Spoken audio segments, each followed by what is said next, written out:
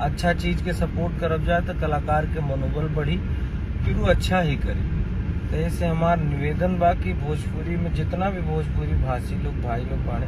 जी हाँ नमस्कार दोस्तों, खेसारी लाल यादव के संघर्ष 2 के नए गाने ने सभी गानों का रिकॉर्ड तोड़ा। जी हाँ दोस्तों, जिसको देखते हुए भोजपुरी इंडस्ट्री के सबसे बड़े कलाकार रितेश पांडे ने खेसारी लाल यादव के नए गानों का प्रमोशन करते हुए बोल दिया बहुत बड़ी बात। जी हाँ दोस्तों, तो दोस्तों आप लोग बने रहिए हमारे इस वीडियो में। आप लोग को पूरा विस्तार से बताएंगे कि रितेश पांडे ने खेसारी लाल यादव के नए गाने को लेकर क्या बोला। जी हाँ दोस्तों, उससे पहले अगर आप हमारे वीडियो पर नए हो तो हमारे वीडियो को लाइक और चैनल को सब्सक्राइब जरूर कर ले। तो दोस्तों जैसे कि आप लोग को पता हो कि खेसारी लाल यादव का ये नया गाना आते ही पूरे भोजपुरी इंडस्ट्री में बवाल हो चुका है और इस गाने ने मात्र एक दिन में 8 मिलियन व्यू पार कर चुका है, जो कि भोजपुरी इंडस्ट्री के लिए बहुत बड़ी बात है। जी हाँ दोस्तों, तो दोस्तों आप लोग को बता दें कि रितेश पांडे ने लाइव आकर खेसारी लाल यादव के नए गाने को लेकर कहा कि भोजपुरी इंडस्ट्री के सभी कलाकारों को इस गाने का प्रमोशन करना चाहिए और भोजपुरी इंडस्ट्री के सभी दर्शकों को इस गाने को प्यार देना चाहिए। जी हाँ दोस्तों, तो दोस्तों आप लोगों ने अभी तक इस गाने को सुना है कि नहीं, आप लोग अपना राय इस कमेंट बॉक्स में जरूर बताइएगा। मिलते हैं आप सभी से किसी नेक्स्ट वीडियो में, जब तक के लिए जय हिंद जय भारत।